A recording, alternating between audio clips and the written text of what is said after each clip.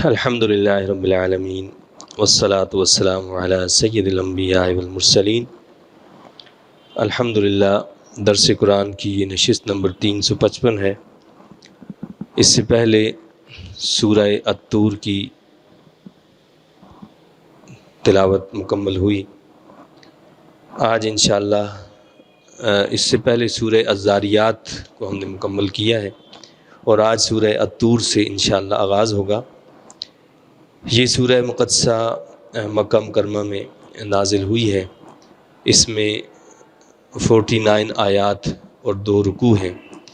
اللہ رب العزت کا ارشاد پاک ہے، اعوذ باللہ من الشیطان الرجیم، بسم اللہ الرحمن الرحیم، والطور وکتاب مستور فی رق منشور والبیت المعمور والسقف المرفوع والبحر المسجور۔ قسم ہے کوہ طور کی اور کتاب کی جو لکھی گئی ہے۔ اس سورت کا آغاز رب کائنات نے 5 قسموں سے کیا ہے۔ سب سے پہلے طور کی قسم اٹھائی گئی ہے۔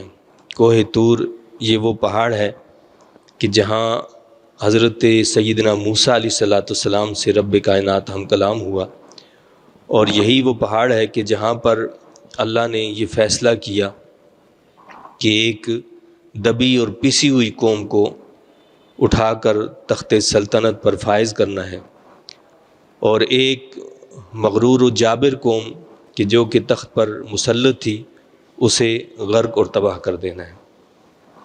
تو گویا اس طرح اللہ تعالیٰ نے اس سورت کے آغاز میں ہی یہ قسم کوہ طور کی اٹھائی، اور اس میں اشارہ ہے کہ اللہ رب العزت جو ہے وہ جب چاہے کسی پسی ہوئی قوم کو اٹھا کر اعلیٰ مقام پر فائز فرما سکتا ہے۔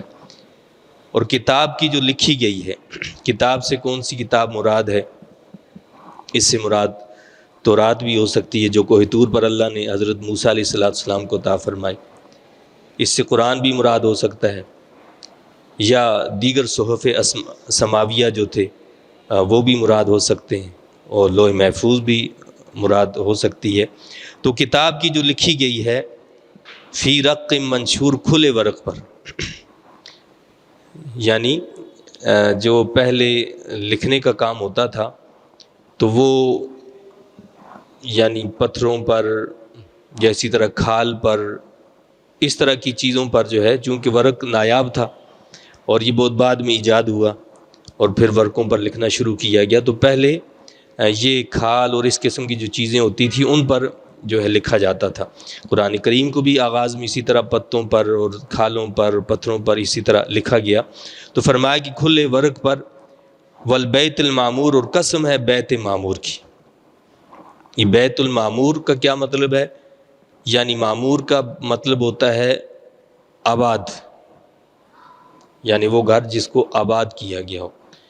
بیت المعمور سے کیا مراد ہے؟ اس سے مراد بیت اللہ بھی ہو سکتی ہے، اس سے مراد بیت المقدس بھی ہو سکتی ہے، لیکن مفسرین نے فرمایا کہ چونکہ وہ حدیث جبرائیل جو ہے، حدیث معراج جو ہے، جس میں اللہ کے نبی صلی اللہ علیہ وسلم نے معراج کا واقعہ بیان کیا ہے، تو اس میں بیت المعمور کا لفظ بھی استعمال کیا۔ تو اللہ کے نبی نے فرمایا کہ میں یعنی چھٹے آسمان پر گیا اور میں نے وہاں پر دیکھا کہ حضرت سیدنا ابراہیم خلیل اللہ علیہ السلام جو تھے وہ بیت المعمور کے ساتھ ٹیک لگائے بیٹھے تھے۔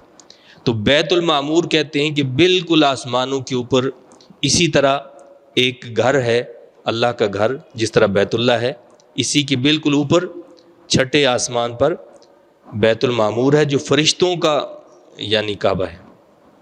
جس طرح بیت اللہ کے پاس لوگ جمع ہوتے ہیں، اس کا طواف کرتے ہیں، اسی طرح فرشتوں کا جو کعبہ ہے وہ بیت المعمور ہے کہ وہ اس کے ارد گرد طواف کرتے ہیں۔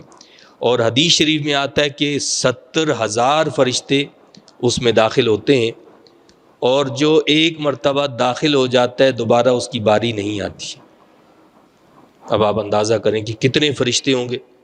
روزانہ جس میں 70,000 فرشتے داخل ہوتے ہیں، اور پھر ان میں سے کسی ایک کی بھی دوبارہ باری نہیں آتی، تو فرشتے اللہ کی عبادت کرتے ہیں وہاں پر۔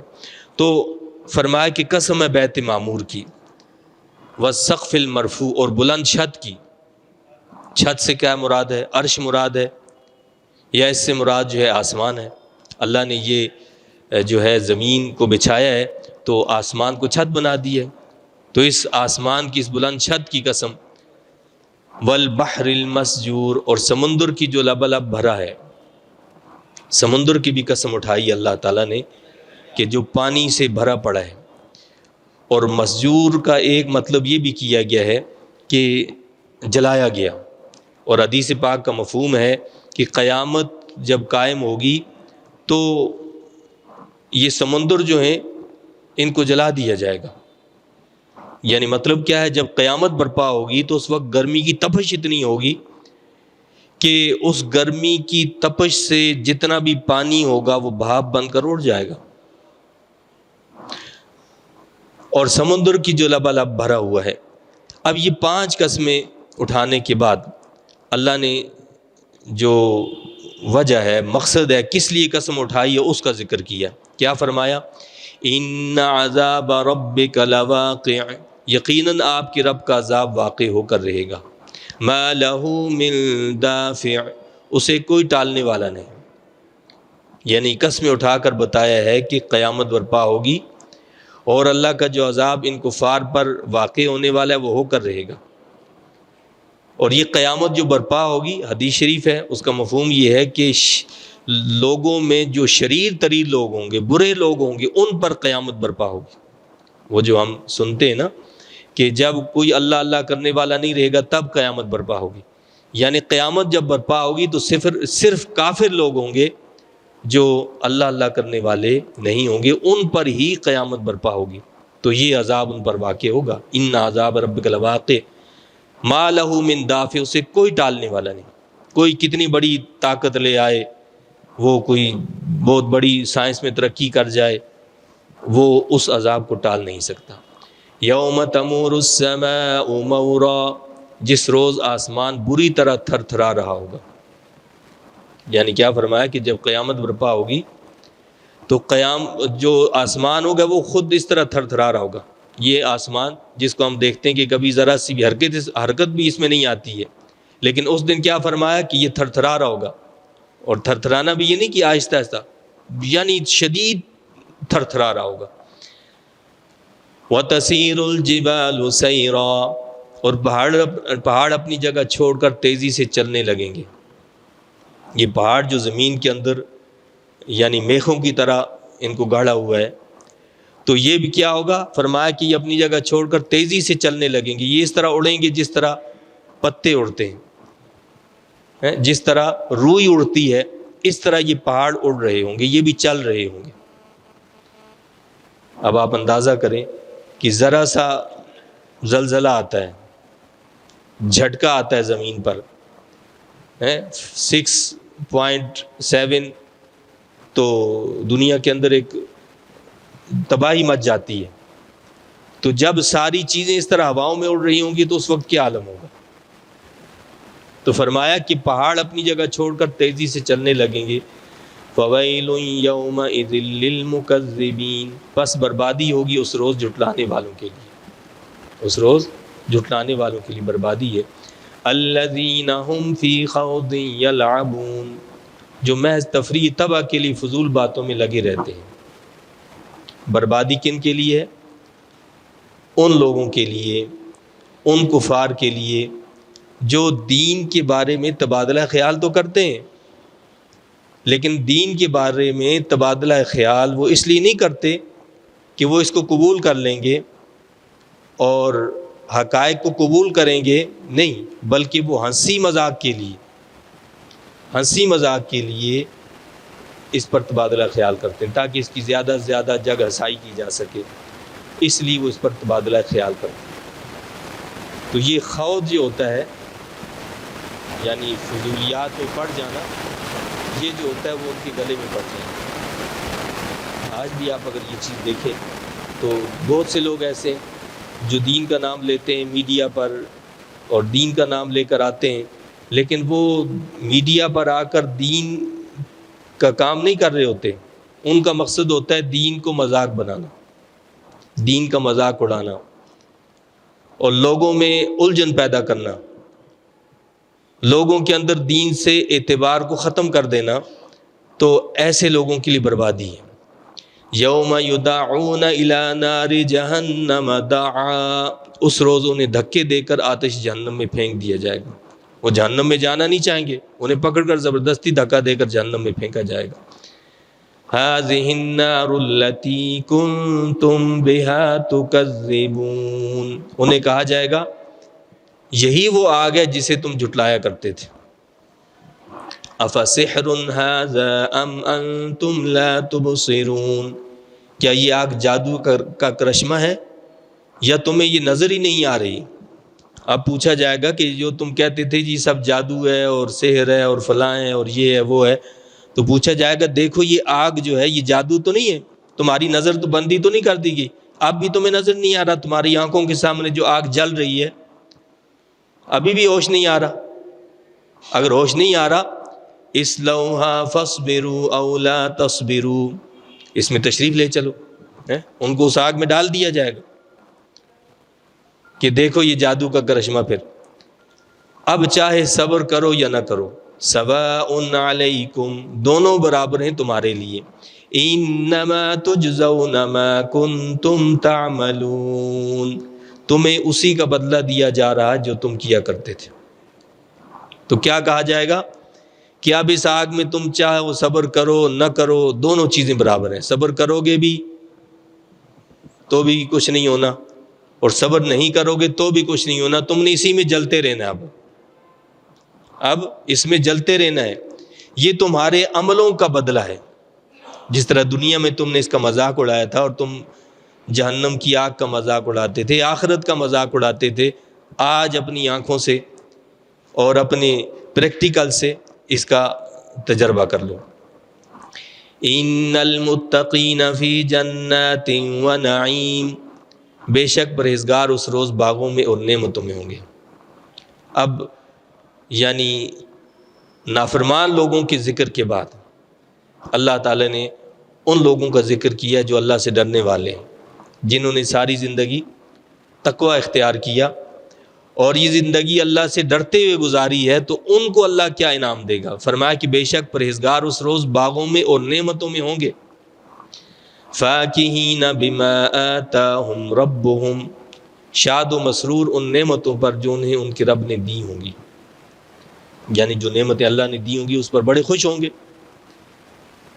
ووقاہم ربہم عذاب الجحیم، اور بچا لیا انہیں ان کے رب نے دوزخ کے عذاب سے. اللہ نے ان کو نعمتیں دی ہوں گی اور ان کو بچا لیا ہوگا دوزخ کے عذاب سے. اللہ ہم سب کو اس دوزخ کے عذاب سے محفوظ رکھے، بچائے.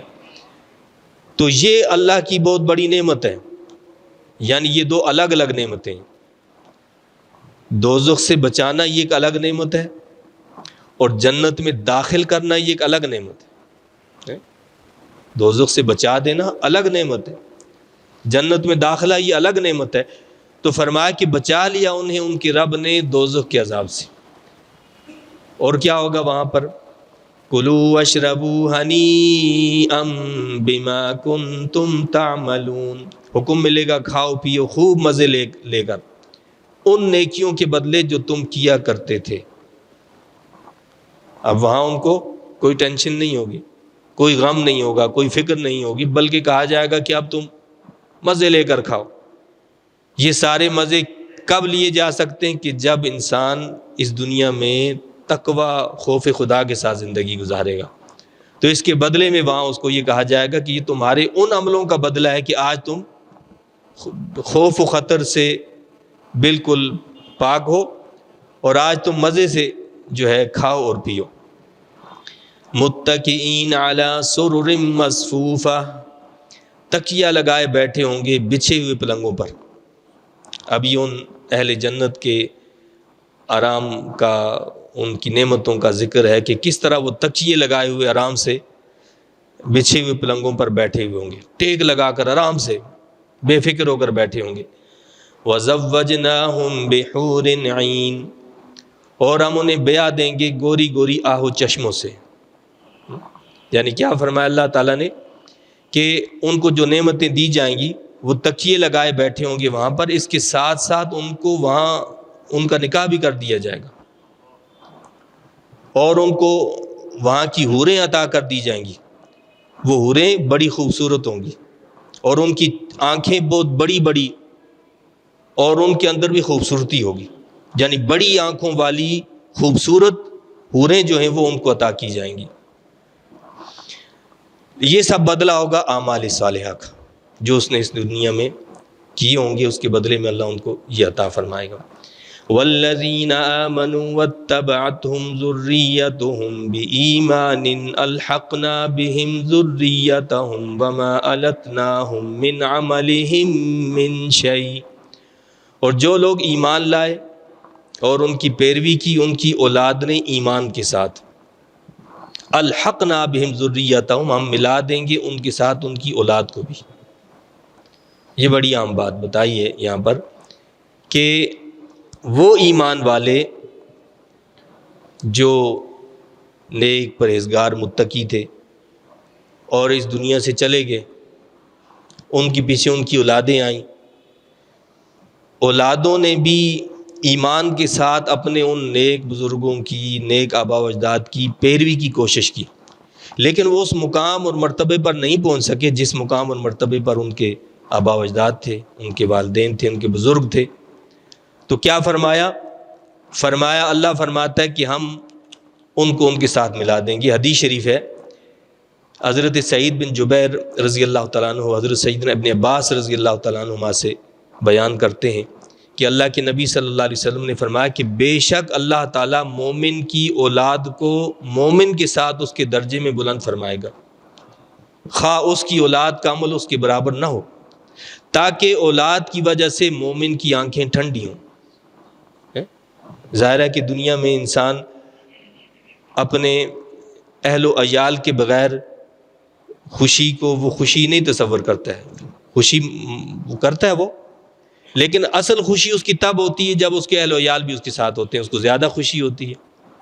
تو اسی طرح اللہ کے نبی صلی اللہ علیہ وسلم نے کیا فرمایا کہ وہاں پر بھی یہ ہوگا معاملہ کہ جو اہل جنت ہوں گے، اعلیٰ درجات ہوں گے، لیکن ان کی اولاد ذریت جو تھی وہ اس مقام اور مرتبے تک نہیں پہنچ سکی، تو کیا ہوگا؟ ان کو اللہ تعالیٰ ان کے درجے پر ان کے ساتھ رکھے گا تاکہ ان کی آنکھیں ٹھنڈی ہوں، ان کو اس سے خوشی ہو، مسرت ہو کہ ہماری اولاد، ہمارے اہل عیال، ہمارے عزیز و قارب ہمارے ساتھ ہیں۔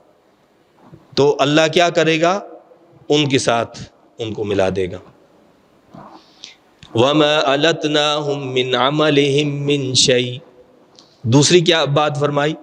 اور ہم کم نہیں کریں گے ان کے عملوں کی جزا میں ذرا بھر بھی۔ یعنی ایسا نہیں ہے کہ وہ جو اہل جنت ہیں ان کے کسی عمل میں کمی کر کے ان کو اوپر کر دیا جائے گا، نہیں، بلکہ اللہ تعالیٰ ان کے عمل کی پوری جزا ان کو دے گا، اور ان کی وجہ سے یہ جو کم درجے والے ان کی اولاد ہے ان کو بھی ان کے ساتھ رکھ دے گا۔ تو کیا پتہ چلا کہ ماں باپ کے وسیلے سے اولاد کو اللہ اعلیٰ درجہ عطا کرے گا۔ وسیلہ آیا نا بھائی، ماں باپ کے وسیلے سے وہ اولاد جس کا کم درجہ تھا اللہ اس کو اعلیٰ درجہ عطا کر دے گا، اور ان کے عمل میں کمی بھی نہیں کرے گا۔ یہ بھی ممکن تھا نا کہ اللہ تعالیٰ اس نچلے درجے میں اس کے والدین کو لے آتا، نہیں، کیا کیا اللہ نے؟ اوپر والے درجے میں جہاں اس کے والدین ہیں، نیک صالح آبا و اجداد ہیں، ان کے ساتھ اللہ ان کو کیا کرے گا؟ ملا دے گا۔ اور بالکل اسی طرح اگر ماں باپ کم درجے والے ہیں اور اولاد کو اللہ نے تقویٰ سے، خوف خدا سے مالا مال رکھا، اس کا درجہ اونچا ہے، تو اللہ تعالیٰ اس اولاد کے ساتھ اس کے والدین کو ملا دے گا اس اعلیٰ درجے پر، اس اعلیٰ درجے پر۔ بس شرط یہ ہے ایمان اور عمل صالح۔ اگر کوئی اولاد ایسی ہے کہ جو ایمان ہی نہیں لائی، اسے ان والدین کا ایمان کوئی فائدہ نہیں پہنچا سکے گا، نہ ان کے لیے شفاعت کی جائے گی، نہ ان کی مغفرت کی جائے گی۔ اصل بنیاد ہے ایمان. اگر ایمان کے ساتھ کوئی اپنے نیک صالح آبا و اجداد کی پیروی کی کوشش کرتا رہے گا تو انشاءاللہ اللہ اس کو یہ مقام اور درجہ ضرور عطا فرمائے گا. اور اسی طرح حدیث میں آتا ہے کہ اللہ تعالیٰ ایک بندے کا درجہ بلند کر دیتا ہے. وہ بندہ پوچھتا ہے، عرض کرتا ہے، مولا پاک میرا تو کوئی عمل نہیں ہے، یہ میرا درجہ آج ایسے اتنا بلند کیوں کر دیا گیا؟ تو اللہ فرماتا ہے، حدیث پاک کا مفہوم ہے کہ تیرے بچے نے، تیری اولاد نے تیرے لیے دعائے مغفرت کی ہے، یا یہ نیک عمل کیا جس وجہ سے تیرے عمل کو، تیرے درجے کو بلند کر دیا گیا ہے. یا نیک اولاد کی وجہ سے. وہ حدیث شریف میں بھی ہے نا کہ جب بندہ مر جاتا ہے تو 3 چیزوں کے علاوہ ہر چیز اس سے منقطع ہو جاتی ہے. وہ کیا ہے؟ صدقہ جاریہ انسان نے کوئی کیا ہے، وہ اس کو فائدہ دیتا ہے. اس نے کوئی نیک کام چھوڑ دیا ہے، کوئی دین کی تعلیم چھوڑ دی ہے، کوئی کتاب چھوڑ دی ہے، کوئی اور ایسا کام چھوڑ دیا جو اس کے بعد بھی اس پہ عمل ہو رہا ہے، اس کا ثواب اس کو ملتا رہے گا. یا اسی طرح اس نے نیک اولاد چھوڑی ہے جو اس کے لیے دعا کرتی رہتی ہے، تو فرمایا کہ اس سے اس کو فائدہ پہنچتا رہتا ہے. تو نیک اولاد جو ہوتی ہے وہ اپنے والدین کے لیے بھی ذریعہ اور وسیلہ بنتی ہے درجات میں بلندی کا، اس کے گناہوں کی معافی کا ذریعہ بن جاتی ہے. اب یہ ہمیں سوچنا چاہیے کہ آیا ہم خود اتنے نیک صالح ہیں کہ ہماری وجہ سے ہماری اولاد کو بلند درجہ اللہ دے، یا ہم نہیں ہیں تو ہماری اولاد جو ہے اس کو ہم نے ایسا بنایا کہ وہ ہمارے لیے اس طرح دعا کرے تو اس کی وجہ سے ہم جو ہے. تو یہ سوچنے کی بات ہے. ہم دنیا کی مستقبل کی، فیوچر کی فکر کرتے ہیں، وہ اصل ہمارا جو فیوچر ہے، مستقبل ہے، اس کی ہم نے کب اور کتنی فکر کی ہے. تو اصل وہ ہے جو ایک لمحے میں آ جاتا ہے، اس کا وقت پتہ نہیں ہوتا کسی کو. اچھا واللہ انسان ٹھیک ٹھاک چلتا پھرتا، کھاتا پیتا، کام کرتا چلا جاتا ہے، ٹھیک ہے. اس کے لیے کوئی ٹائم فریم ہمیں نہیں دیا کہ جی اسی وقت ہوگا، وہ کسی وقت بھی ہو سکتا ہے. اس لیے اصل چیز جو ہے اس کی تیاری. اور اس سے یہ بات بھی واضح ہو گئی کہ اللہ کے نبی صلی اللہ علیہ وسلم کے اہل بیت اطہار کہاں ہوں گے؟ اللہ کے نبی کے ساتھ ہوں گے نا. بھائی فرمایا کہ جو اولاد، جو ماں باپ ہوں گے، نیک صالح ہوں گے، ان کی اولاد کا درجہ کم تھا، اللہ اس کو ان کے درجے میں ان کے ساتھ جمع کر دے گا. تو اسی طرح جو اللہ کے نبی صلی اللہ علیہ وسلم کی اولاد ہے، آپ کے اہل بیت اطہار ہیں، وہ بھی آپ کے ساتھ جنت میں اس مقام پر ہوں گے. بس شرط وہی ہے ایمان. جو ایمان والا ہے اور عمل صالح کی کوشش کرتا ہے، اللہ اس کو وہ درجہ ضرور عطا فرمائے گا. تو فرمایا کہ ہم کمی نہیں کریں گے ان کے عملوں کی جزا میں ذرا بھر. کل امرئ بما کسب رہین، ہر شخص اپنے اپنے اعمال میں اسیر ہوگا. یہ چیز بتائی ہے ہمیں کہ ہر انسان اپنے اعمال میں اسیر ہے، قید ہے، گروی ہے. یعنی آپ اس کو یوں سمجھیں کہ آپ کسی سے قرض لیتے ہیں، وہ کہتا ہے بھائی ٹھیک ہے میں قرض دیتا ہوں، تم مجھے فلاں چیز جو ہے میرے پاس گروی رکھ دو، رہن رکھ دو. بھائی یہ 5 تولہ سونا جو ہے میرے پاس رکھ دو، ٹھیک ہے میں تمہیں پیسے دیتا ہوں. اب وہ کب واپس کرے گا وہ جو سونا ہم نے دیا اس کو؟ سونے کا جو ہے وہ زیور ہم نے دے دیا کہ بھائی یہ اپنے پاس رکھو، ٹھیک ہے مجھے اتنا قرض دے دو. تو کب واپس کرے گا وہ؟ جب ہم اس کا پیسہ اس کو واپس کریں گے تو وہ ہمارے حوالے کرے گا نا. اور اگر ہم نے پیسہ اس کا نہ دیا، وہ ضبط کر لے گا اس کو. بھائی یہ رہن رکھا ہے اسی لیے، گروی رکھا ہے اس لیے کہ جب تم پیسہ دے دو گے تو یہ تمہاری چیز تمہارے حوالے کر دی جائے گی. یہ اللہ فرماتا ہے کہ ہر شخص اپنے اعمال میں اسیر ہوگا. ہماری جانوں کو گروی رکھا ہوا ہے. یہ اللہ کے احکامات، یہ اللہ کے انعامات، یہ طرح طرح کی جو نعمتیں ہمارے پاس ہیں، یہ اس کا عطا کردہ جو فضل ہے، یہ قرض ہے ہمارے پاس، اور ہماری جان کو اس کے بدلے میں گروی رکھا ہوا ہے. اگر ہم نے اللہ کی فرمانبرداری کی، سب سے پہلی چیز تو وہی ایمان ہے کہ اگر ہم نے ان نعمتوں کے شکرانے کے طور پر، ان انعامات کے شکرانے کے طور پر کیا کیا؟ اللہ پر ایمان لائے اور اس کے احکامات کی پابندی کی، جو اس نے کہا کہ یہ کرنا ہے وہ کیا، جس سے روکا اس سے رکے ہیں۔ تو گویا اس طرح ہم نے اس قرض کو چکا دیا۔ کیا ہوا؟ چکا دیا۔ جب ہم نے قرض چکا دیا تو وہ جان عذاب سے آزاد ہو گئی، چھوٹ گئی، اس کو چھوڑ دیا جائے گا، آزاد کر دیا جائے گا۔ لیکن جس نے یہ کام نہ کیا تو اس کی تو جان چھوٹے گی نہیں، وہ تو اس کے اندر گروی رکھی ہوئی ہے۔ اس لیے اللہ نے مثال دے کر فرمایا کہ ہر شخص اپنے اپنے اعمال میں اسیر ہوگا۔ اب یہ ہم نے سوچنا ہے کہ صبح سے شام تک ہمارے اعمال کیسے ہوتے ہیں؟ کیا ایسے ہوتے ہیں کہ ہماری جان چھوٹ جائے گی اس عذاب سے؟ اگر ایسے اعمال نہیں ہوتے تو ہمیں اس کی فکر کرنی چاہیے، اور ہمیں اپنی جو زندگی گزر گئی اس پر جلدی توبہ کرنے کی کوشش کرنی چاہیے کہ اللہ تعالیٰ ہماری غلطیوں کو، گناہوں کو معاف کر دے، اور بقیہ زندگی کو اس کے احکام کے مطابق گزارنے کی اپنے طور پر پوری کوشش ہونی چاہیے۔ وَأَمْدَدْنَاهُمْ بِفَاكِهَةٍ وَلَحْمٍ مِّمَّا يَشْتَهُونَ، اور ہم مسلسل دیتے رہیں گے انہیں ایسے میوے اور گوشت جو وہ پسند کریں گے۔ جنتیوں کو جو نعمتیں اللہ دے گا نا، اس کا ذکر ہو رہا ہے کہ اللہ فرماتا ہے کہ مسلسل ہم دیتے رہیں گے ان کو میوے، گوشت، جو چیز وہ پسند کریں گے وہ ان کو ہم دیتے رہیں گے، اس میں کوئی کمی واقع نہیں ہوگی، بلکہ وقفہ بھی نہیں آئے گا۔ یہ ایک چیز ادھر ختم ہوگی، اس کی تمنا جو ہی ہوگی وہ پھر اس کے سامنے پیدا ہو جائے گی، اس کے سامنے آ جائے گی۔ يَتَنَازَعُونَ فِيهَا كَأْسًا لَا لَغْوٌ فِيهَا وَلَا تَأْثِيمٌ، وہ چھینا جھپٹی کریں گے وہاں جام شراب پر، لیکن اس میں نہ کوئی لغویت ہوگی اور نہ گناہ۔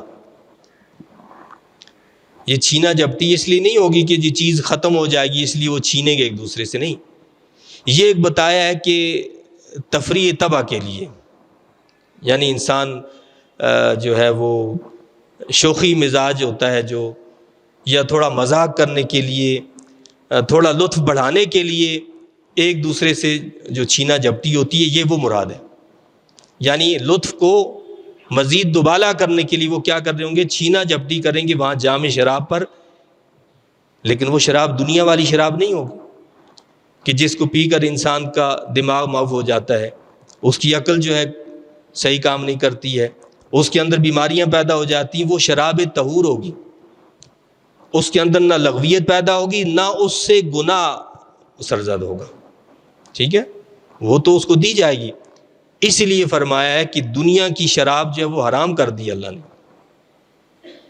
دنیا کی شراب حرام کی ہے کہ اس سے عقل میں فطور آ جاتا ہے، انسان طرح طرح کی جو ہے لغویات زبان سے بکنا شروع کر دیتا ہے، بعض اوقات وہ اپنے ہوش میں نہیں ہوتا، بعض اوقات وہ اس کو اتنا پی لیتا ہے کہ اسی سے مر جاتا ہے، اور ویسے بھی شراب جو ہوتی ہے اس کے گردوں کا بیڑا غرق کر دیتی ہے، ویسے ہی مر جاتا ہے سمجھو۔ تو اللہ نے فرمایا کہ وہاں جو شراب دی جائے گی شراب طہور ہوگی، وہ اہل جنت کو دی جائے گی، اس میں نہ لغویت ہوگی نہ گناہ ہوگا، بلکہ وہ لطف اندوزی کے لیے ہوگی۔ وَيَطُوفُ عَلَيْهِمْ وِلْدَانٌ وَيَطُوفُ عَلَيْهِمْ غِلْمَانٌ لَهُمْ كَأَنَّهُمْ لُؤْلُؤٌ مَكْنُونٌ، اور خدمت بجا لانے کے لیے چکر لگاتے ہوں گے ان کے گرد ان کے غلام، اپنے حسن کے باعث یوں معلوم ہوں گے گویا وہ چھپے موتی ہیں۔ اب یہ کون نعمت کا ذکر کیا؟ فرمایا کہ حوریں تو ان کو دی جائیں گی، ٹھیک ہے، اس کے ساتھ ساتھ ایک اور مخلوق کا ذکر کیا یہاں اللہ تعالیٰ۔ جس طرح حوریں اللہ کی ایک مخلوق ہے، اسی طرح غلمان جنت یہ ایک الگ مخلوق ہے۔ یہ کیا ہوں گے؟ یہ بچے ہوں گے، یہ خدمت کے لیے، اہل جنت کی خدمت کے لیے اللہ نے رکھے ہوں گے، جو اہل جنت کی خدمت کریں گے، طرح طرح کی خدمت۔ اور کم از کم جو جنتی ہے اس کو جو غلمان دیے جائیں گے وہ کتنے ہوں گے؟ 1000 غلمان۔ 1000 غلمان، جو سب سے کم ترین درجے کا جو جنتی ہوگا اس کی خدمت کرنے والے غلمان کتنے ہوں گے؟ 1000، جو مختلف خدمتیں کریں گے۔ بچے ویسے بھی آپ دیکھیں نا، بچے اچھے لگتے ہیں، ان کو دیکھ کر پیار آتا ہے۔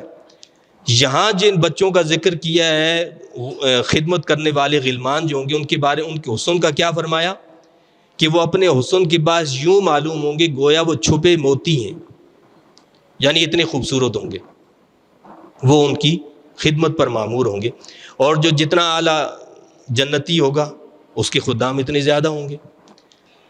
وَأَقْبَلَ بَعْضُهُمْ عَلَى بَعْضٍ يَتَسَاءَلُونَ، اور وہ ایک دوسرے کی طرف متوجہ ہو کر پوچھیں گے، یعنی یہ اہل جنت کے بارے میں بتایا جا رہا ہے کہ وہ ٹیک لگائے بیٹھے ہوں گے، اور پھر ہم کسی محفل میں جاتے ہیں، آپس میں بیٹھتے ہیں تو بات کرتے ہیں، گفتگو کرتے ہیں، اپنی آپ بیتی اسے سناتے ہیں، وہ اپنی سناتے ہیں، آپس میں باتیں کرتے ہیں۔ تو اسی طرح فرمایا کہ وہ ایک دوسرے کی طرف متوجہ ہو کر پوچھیں گے، باتیں کریں گے۔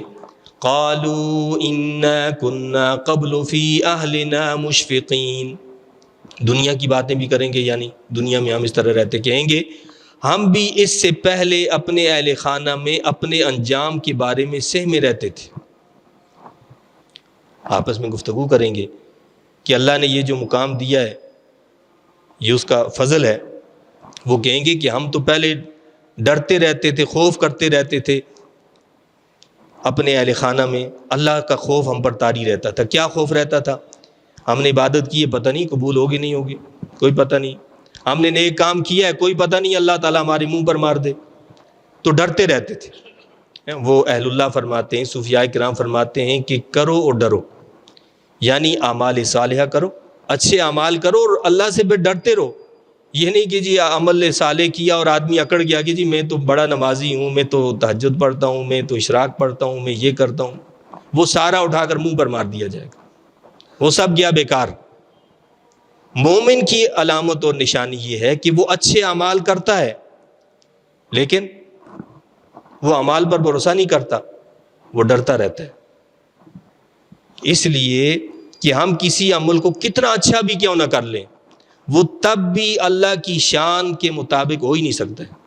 یہ تو اس کا محض کرم ہے کہ وہ اپنے فضل سے اس کو قبول کر لے، تو اس کی مہربانی، ورنہ ہمارا عمل اس قابل ہوتا ہی نہیں ہے کہ وہ اس کی شان کے مطابق قبول کیا جائے، اس کے اندر بہت ساری غلطیاں ہوتی ہیں۔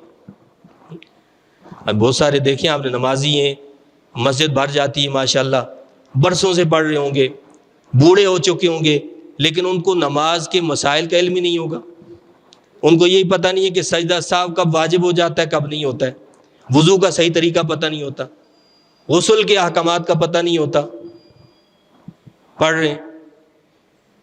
تو یہ دین کی باتیں، دین کی چیزیں سیکھنے کی ضرورت ہوتی ہے، اور اس کا بڑھاپے اور بچپنے سے کوئی تعلق نہیں ہوتا ہے، چاہے بوڑھا ہو یا بچہ ہو، اسے مسائل دین کو سیکھنا چاہیے۔ یہ مسائل دین کو سیکھنا بھی عبادت ہے، صرف نفل پڑھ لینا، تسبیح پڑھ لینا عبادت نہیں ہے، مسائل دین کو سیکھنا اس سے بڑی عبادت ہے۔ جب آپ ایک چیز کو سیکھ کر کرتے ہیں اس کا اجر الگ ہوتا ہے، اور بن سیکھے جو کیا جاتا ہے عمل اس کا اجر الگ ہوتا ہے۔ اس لیے کیا فرمایا کہ وہ کیا کہیں گے کہ ہم تو سہمے رہتے تھے کہ جی اللہ جانے ہمارے اوپر یہ دوبارہ مار نہ دی جائے یہ چیز۔ فمن اللہ علینا ووقانا عذاب السموم، سو بڑا احسان فرمایا اللہ نے ہم پر اور بچا لیا ہمیں گرم لو کے عذاب سے۔ یہاں وہ اعتراف کریں گے اس بات کا کہ بھائی ہمارے عمل نہیں ہے کہ جن کی وجہ سے ہم جنت میں آ گئے، فمن اللہ علینا، یہ تو ہمارے رب کا احسان ہے، یہ اس کا فضل ہے جس وجہ سے اس نے ہمیں عذاب جہنم سے بچا لی ہے۔ اور اللہ کے نبی صلی اللہ علیہ وسلم نے بھی فرمایا نا کہ کوئی اپنے عمل سے جنت میں نہیں جائے گا۔ صحابہ کرام نے عرض کی یا رسول اللہ صلی اللہ علیہ وسلم آپ بھی؟ فرمایا کہ ہاں میں بھی اپنے رب کی رحمت سے جنت میں جاؤں گا۔ تو جنت میں داخلہ کیا ہے؟ محض اللہ کی رحمت سے ہوگا۔ اب ہم یہ سمجھ لیں کہ جی ہم جو ہے نمازی ہو گئے، غازی ہو گئے، قاری ہو گئے، حافظ ہو گئے، مفتی ہو گئے، عالم ہو گئے تو جنت میں چلے جائیں گے، نہیں، ایسا نہیں ہے۔ جنت میں داخلہ محض اللہ کی فضل سے ہے، اور یہ کس کو ملتا ہے؟ وہ جو پیچھے آپ نے پڑھا، کیا فرمایا کہ انا کننا قبل فی اہلنا مشفقین، ہم اپنے اہل خانہ میں، گھر والوں میں سہمے رہتے تھے، ڈرتے رہتے تھے کہ نہ جانے اللہ پاک ہمیں جہنم میں ڈالے گا، کیا کرے گا، ہماری عبادتوں کو ہمارے منہ پر مار دے گا، کیا ہوگا۔ یہ اس کا فضل ہوا کہ آج اس نے ہمیں کیا کر دیا؟ عذاب سموم سے، گرم لو کے عذاب سے بچا لیا۔ اِنَّا كُنَّا مِن قَبْلُ نَدْعُوهُ، بے شک ہم پہلے بھی دنیا میں اس سے دعا کیا کرتے تھے۔ کیا کہیں گے؟